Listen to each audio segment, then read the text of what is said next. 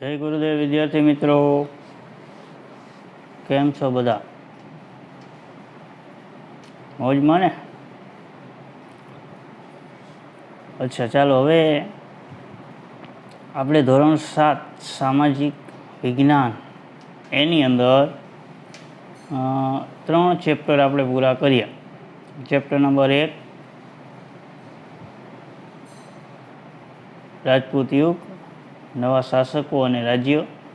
Chapter number 2 Delhi સલ્તનત અને chapter number 9. આ 3 chapter છે એ 3 ચેપ્ટર વિશે વાત કરી. એમાં 2 ઇતિહાસના અને 1 ચેપ્ટર આપણે ભૂગોળ છે એની વાત કરી.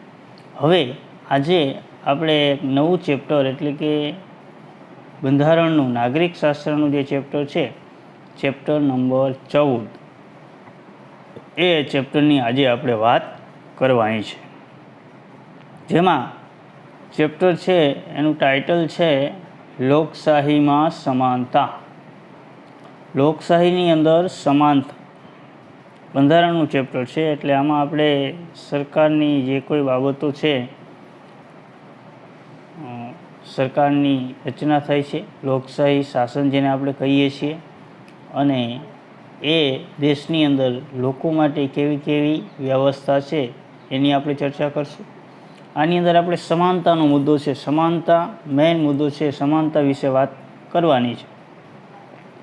કઈ કઈ બાબતોની અંદર સમાનતા છે, બરાબર, એ મુદ્દા ઉપર આપણે આમાં વાત કરશું. હવે વધારે વાત ન કરતાં આપણે હવે ચેપ્ટર છે એની શરૂઆત કરીએ. પૂર્વ ભૂમિકાથી આપણે શરૂઆત કરીએ ચેપ્ટરની, કે ભારત એક લોકશાહી દેશ છે. એ તો આપણને બધાને ખ્યાલ છે કે ભારત દેશ લોકશાહી દેશ છે. લોકશાહી દેશોમાં સૌથી મોટો લોકશાહી દેશ હોય તો એ આપણો ભારત દેશ છે. હવે લોકશાહી શબ્દ છે એની વ્યાખ્યા જોઈએ. કોને કહેવાય લોકશાહી? સરકાર 2 પ્રકારની હોય, ખ્યાલ છે ને તમને?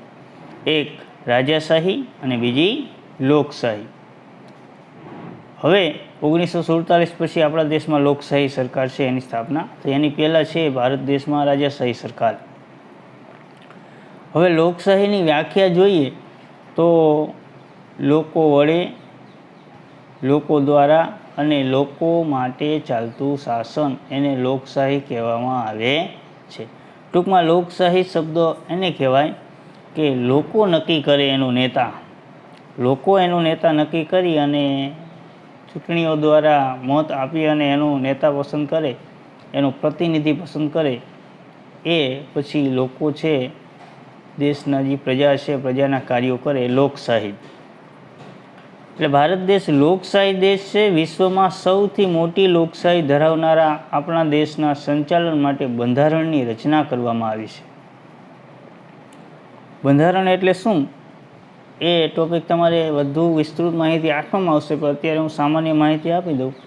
કે એક સરસ મજાનું ઉદાહરણ આપું કે આપણું ઘર છે, તો આપણા ઘરની અંદર આપણે જે રીતે રહીએ છીએ તો એ આપણા ઘરનું એક બંધારણ હોય. આપણા ઘરના જે વડીલ હોય, મોભી હોય, એને અમુક નિયમોની નક્કી કરી હોય કે આ રીતે રહેવું, આ રીતે ઘરની વ્યવસ્થા ગોઠવવી, બરાબર.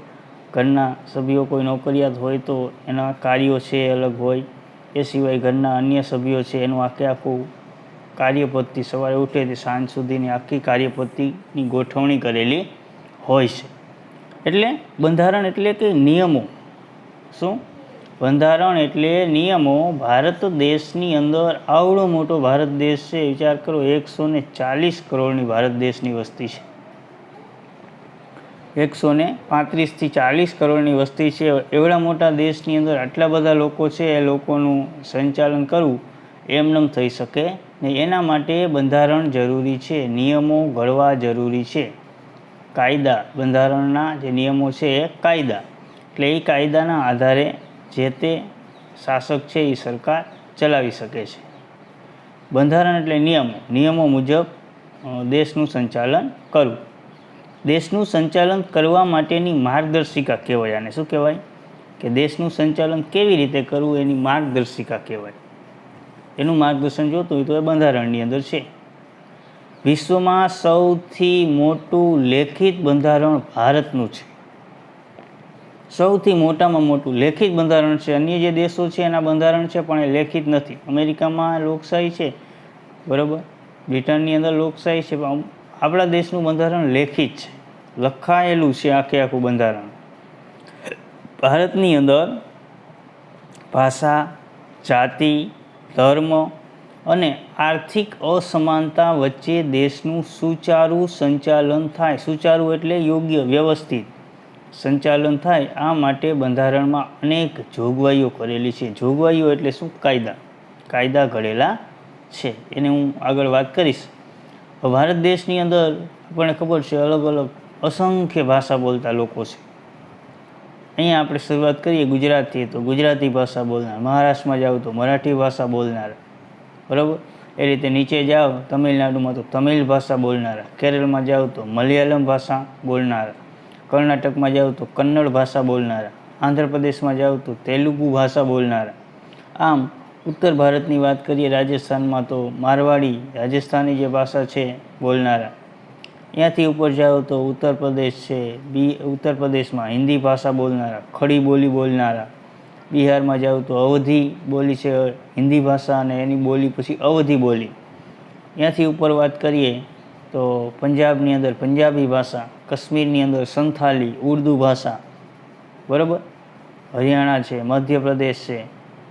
મધ્યપ્રદેશ છે, પછી છત્તીસગઢ છે, ઝારખંડ છે, આ બધે હિન્દી ભાષા બોલાય છે. અનેક ભાષા બોલતા લોકો ભારતમાં વસવાટ. બંગાળમાં જાઓ તો બંગાળી ભાષા, મણિપુરમાં જાઓ તો મણિપુરી ભાષા, અસમમાં જાઓ તો અસમી ભાષા. આમ અલગ અલગ ભાષા બોલતા લોકો.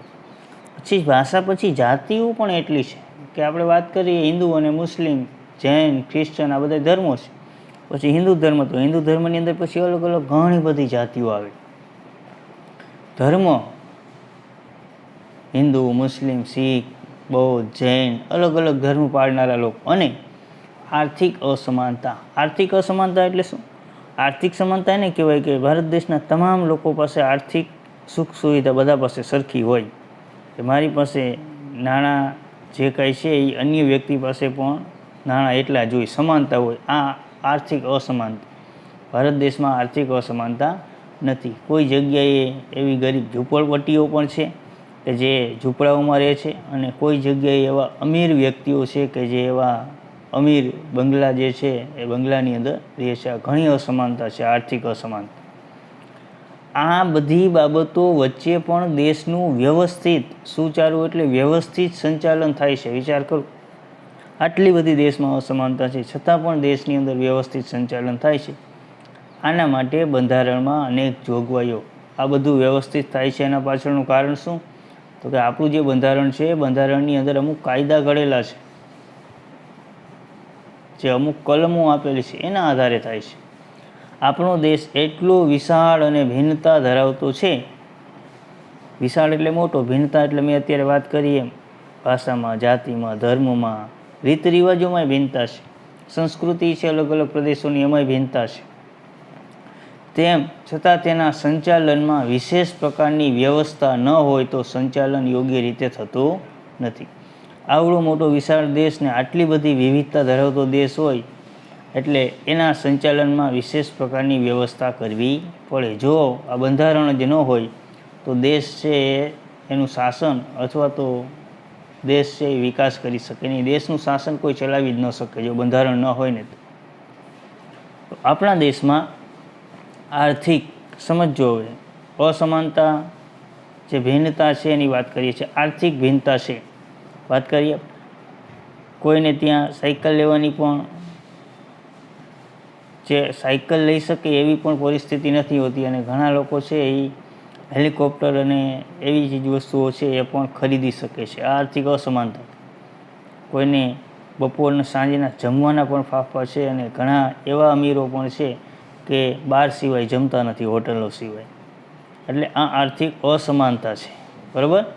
સામાજિક અસમાનતા. સમાજની અંદર અમુક લોકો જે છે એને ધિક્કારવામાં આવે છે.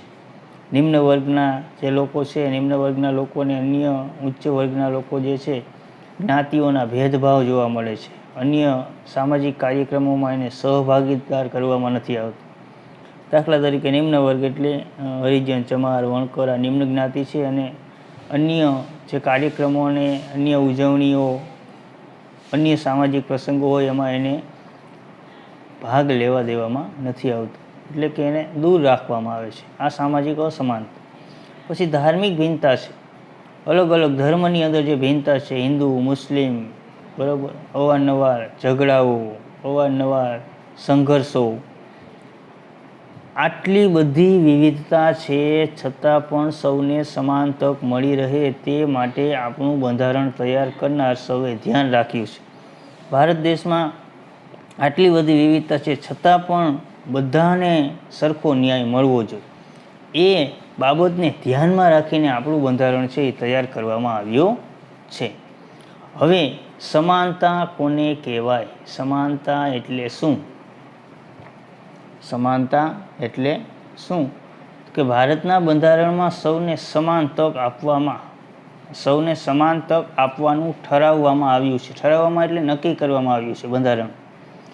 આ સમાનતા એટલે સૌ સમાન અને સૌને સમાન, સૌ સમાન અને સૌને સન્માન, બધા સમાન છે અને બધાને સન્માન મળવું જોઈએ, એ આશય સાથે સરકાર બંધારણ મુજબ કાર્યરત છે.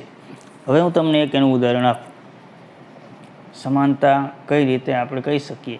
તો દાખલા તરીકે આપણા ગામમાં સરપંચની ચૂંટણી હોય, બરાબર. એ સરપંચની ચૂંટણી હોય તો દર 5 વર્ષે જે ચૂંટણીઓ યોજાતી હોય છે એમાં સરપંચ એકને એક રહેતો હોય, બીજા કોઈનો વારો જ ન આવવા દે, તો એ સમાનતા ન કહેવાય. એટલા માટે સરકારે એમાં વ્યવસ્થા ગોઠવેલી છે. જ્ઞાતિઓ છે એને અલગ અલગ વિભાગ ડિવાઈડ કરે છે, કે પછી જનરલ જ્ઞાતિમાં આવે, ઓબીસી જ્ઞાતિ એટલે કે એસસી બીસી જ્ઞાતિ છે એમાં ઘણા લોકો આવતા હોય, પછી એસસી જ્ઞાતિ એટલે અનુસૂચિત જાતિ, એની અંદર હરિજન, ચમાર, વણકર આ બધા એમાં આવે. પછી એસટી એટલે અનુસૂચિત જનજાતિ, આદિવાસી સમુદાય છે એમાં આવે. આ ચૂંટણીઓ થાય એટલે અમુક સમયાંતરે એમાં પણ આ જ્ઞાતિની સીટો અનામત હોય. દાખલા તરીકે સરપંચની ચૂંટણી આવી, આ વિસ્તારો જે તે આપણા વિસ્તારો હોય એ વિસ્તારોની અંદર જનરલની સીટ હોય તો જનરલ જ્ઞાતિમાં આવતા જે વ્યક્તિઓ છે એની અંદર ઉમેદવારી કરી શકે. હવે જનરલ જ્ઞાતિમાં કયા સમુદાયો આવે એની વાત કરું તો ક્ષત્રિય, પટેલ, બ્રાહ્મણ, લુહાણા આ બધા જે છે આ બધા લોકો જનરલ જ્ઞાતિમાં એનો સમાવેશ થાય છે, બરાબર. પછી એસસી બીસી આવે તો એસસી બીસીમાં 5 વર્ષના પૂરા થયા વળી બીજા 5 વર્ષ બે ટર્મ સુધી કદાચ જનરલ જ્ઞાતિનું હોય સીટ, પછી એસસી બીસીની સીટ આવે ત્યારે ચૂંટણી યોજવાની હોય, એમાં ઉમેદવાર એસસી બીસીનો જ હોવો જોઈએ, બક્ષી પંચનો જ ઉમેદવાર હોવો જોઈએ, એટલે એ ઉમેદવારી કરી શકે, એટલે એને પણ તક મળે.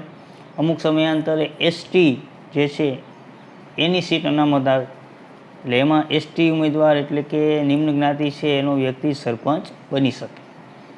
આ રીતે સૌને સમાન તક મળે એટલે એવા કાયદા જે છે, સૌને સન્માન મળે એવા આશય સાથે સરકાર બંધારણ મુજબ કાર્ય કરે છે. સૌને સમાન અધિકાર એટલે કાયદા સમક્ષ સમાનતા અને કાયદાનું સમાન રક્ષણ. સૌને સમાન અધિકાર એટલે શું? તો કે કાયદા સમક્ષ સમાનતા. કાયદો બધા માટે સરખો છે. એક કાયદો ઘડાઈ ગયો એટલે એ કાયદો ગરીબમાં ગરીબ ઝૂંપડામાં રહેતો વ્યક્તિથી લઈ અને રાષ્ટ્રપતિ સુધી બધાને લાગુ પડે, બરાબર. એટલે કાયદાનું પણ સમાન રક્ષણ થાય.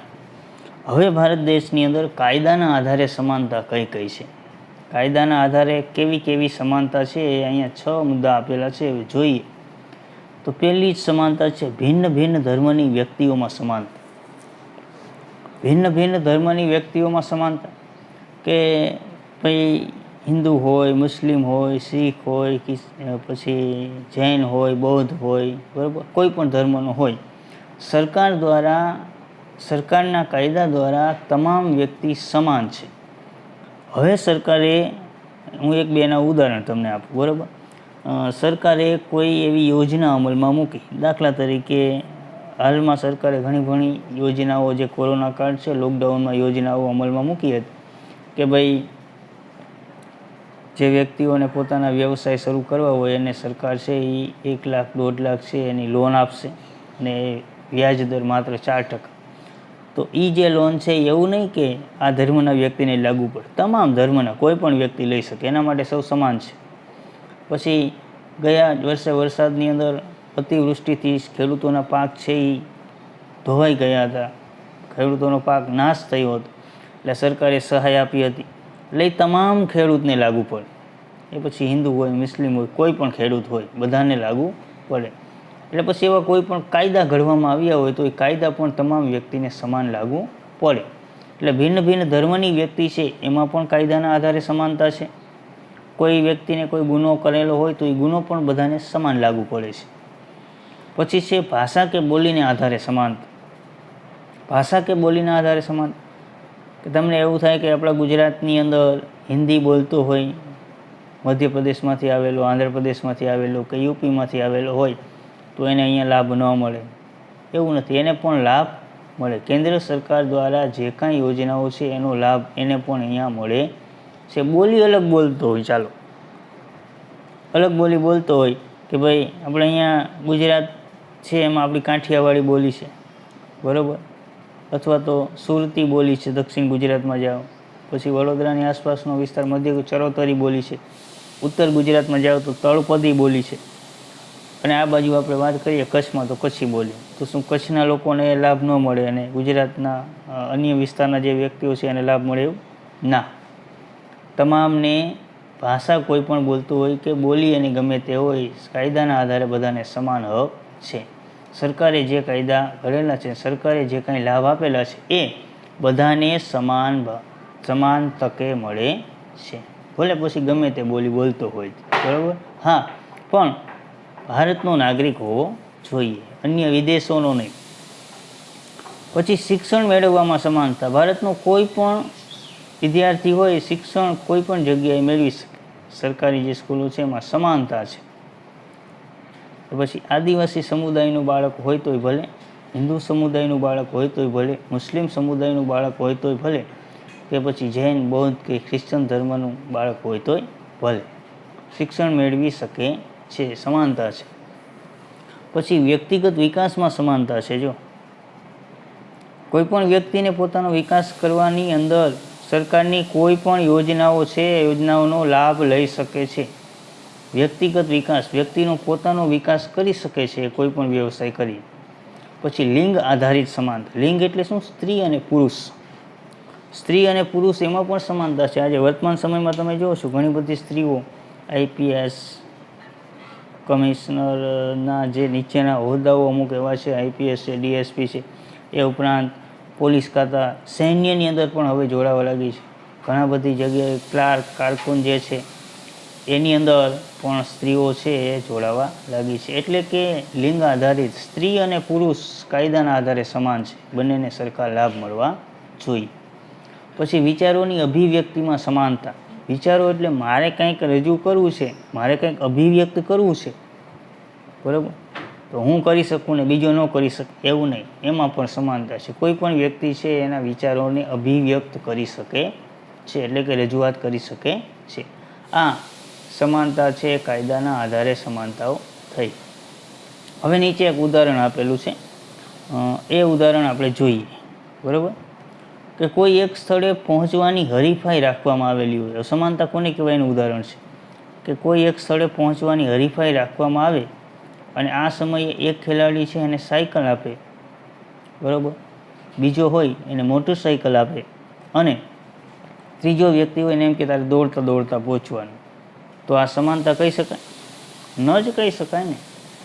એકને સાયકલ આપે, એકને મોટરસાઇકલ આપે અને એકને દોડતા દોડતા જવાનું, તો એમાં તો મોટરસાઇકલવાળો છે એ પહેલાં પહોંચી જવાનું, એટલે આ સમાનતા કહી શકાય નહીં. આ માટે ત્રણેયને સાયકલ આપે, કાં ત્રણેયને મોટરસાઇકલ આપે, કાં પછી ત્રણેયને કે દોડતા દોડતા જવાનું, તો જ તમામને સૌ જે છે એને સમાન અવસર મળ્યો કહેવાય. એવું થાય તો જ સૌને સમાન તક આપવામાં આવી કહેવાય. નીચે આપેલ ચિત્ર જે છે જુઓ, ત્રણ વ્યક્તિ છે, બરાબર, એ ત્રણ વ્યક્તિ સ્ટેડિયમ જેવું છે, એમાં કંઈ જોઈ રહ્યા છે. એક વ્યક્તિની હાઈટ ઊંચી છે, બીજાની એનાથી નીચી છે, ત્રીજું એનાથી પણ નીચો છે. બરાબર. તો હવે આપ સૌ સરળતાથી સમાનતા અંગે સમજી શક્યા છો. અને અહીં એક સુવિધા પૂરી પાડવી એ સૌને અને યોગ્ય રીતે એનો અમલ કરી શકાય તો જ સમાનતા પ્રાપ્ત થાય. શું કીધું અહીંયા? અહીં સુવિધા પૂરી પાડવી એની સાથે એના યોગ્ય રીતે અમલ કરી શકાય તો જ સમાનતા પ્રાપ્ત થાય છે. સરકાર જે સુવિધા પૂરી પાડે એનો સમાન રીતે અમલ થવો જોઈએ તો જ એને સમાનતા મળી કહેવાય. આમ જોવા જઈએ તો સમાનતા એટલે સૌને માટે સરખું, સૌને સમાન તક. બરાબર. સૌને માટે સરખું, તમામ લોકો છે એના માટે સરખું, સૌને સમાન તક મળવી જોઈએ તો જ સમાનતા કહેવામાં આવે. સરકારની કોઈ પણ સરકારની પ્રજાલક્ષી કાર્યો હોય તેમાં કેવી તો કે ભણવામાં ભારત દેશનું કોઈ પણ બાળક હોય એને સમાન તક મળવી જોઈએ, કોઈ પણ જગ્યાએ ભણી શકે. સરકારી સ્કૂલમાં 6 થી 14 વર્ષ સુધી મફત શિક્ષણ મેળવી શકે કોઈ પણ જગ્યાએ. પછી ધંધા રોજગાર કે વિવિધ ધર્મોમાં માનવામાં એને ધંધો કે રોજગાર જે સ્થાપવો છે તો એમાં પણ એ પોતાની રીતે આગળ વધી શકે અને એ તક સૌને મળવી જોઈએ. સરકાર એકને મંજૂરી આપે ને એકને ન આપે તો એ સમાનતા કહેવાય નહીં. પછી ધર્મમાં માનનાર એને એમ થાય મારે હિન્દુ ધર્મ પાળવો છે, મારે મુસ્લિમ ધર્મ પાળવો છે. 18 વર્ષ પછી એ કોઈ પણ ધર્મ પાળી શકે. બરાબર. હિન્દુ ધર્મ પાળવો હોય, મુસ્લિમ પાળવો હોય, ક્રિશ્ચન પાળવો હોય, બૌદ્ધ, તો એમાં પણ એ સ્વતંત્ર છે. બરાબર. સૌ માટે ભારત દેશના બંધારણમાં આપેલી સમાનતાનો અધિકાર મહત્ત્વનો થઈ પડે છે. એટલે જો સરકાર ના પાડે તો બંધારણ દ્વારા સરકાર વિરુદ્ધ પણ કાર્યવાહી થઈ શકે છે. આપણા વિકાસ સાથે સૌના સર્વાંગી વિકાસ દ્વારા દેશના વિકાસ માટે, આપણા વિકાસ સાથે સૌના સર્વાંગી એટલે તમામ વિકાસ થવો જોઈએ.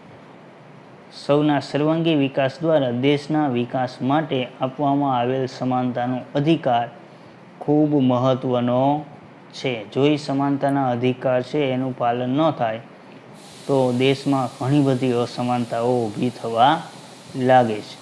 અને આપણા સ્વમાનને જાળવી રાખવા માટે પણ આ સમાનતાના અધિકાર જરૂરી છે. આપણું સ્વમાન જળવાય એના માટે પણ સમાનતાનો અધિકાર જરૂરી. સ્વમાન એટલે આપણી અંદર કંઈક હોય તો ખરા ને કે હું કંઈક કરી શકું. બરાબર. સ્વમાન આપણું જળવાવું જોઈએ કે હું પણ કરી શકું છું, અન્ય વ્યક્તિ કરી શકે એ કામ હું પણ કરી શકું છું. બરાબર. હવે અહીંયા તમે ચિત્ર જુઓ, એના આધારે પણ સમજી શકાય સમાનતા. આ ખાલી ઉદાહરણ છે. ઉપર સાયકલ, મોટરસાયકલ વાળું આપ્યું એ પણ ઉદાહરણ હતું. સમાનતા કોને કહી શકાય એમ.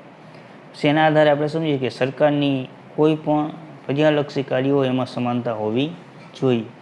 બરાબર.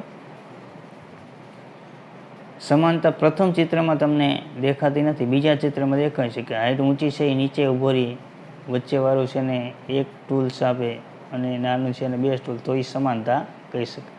આમ સમાનતા જે છે એ તમામ વ્યક્તિઓને મળવી જોઈએ. દેશના બંધારણની અંદર પણ કાયદામાં આવી જે સમાનતાઓ મળે એના માટેના ઘણા બધા કલમો જે છે, કલમો પણ આપેલી છે, જોગવાઈઓ છે એ કરેલી છે. આમ આજનો લેક્ચર આપણે અહીંયા સુધી રાખીએ. આપણે આજે કંઈ હોમવર્ક આપતા નથી. તમને આગળના લેક્ચરમાં મેં સ્વાધ્યાય પોથી સેન્ડ કરી હતી એટલે એ જે અધૂરી હોય એ પૂરી નાખજો. આજનું તમારું હોમવર્ક આપણે કંઈ આપતા નથી. આજનો લેક્ચર અહીંયા સુધી રાખીએ. અસ્તુ.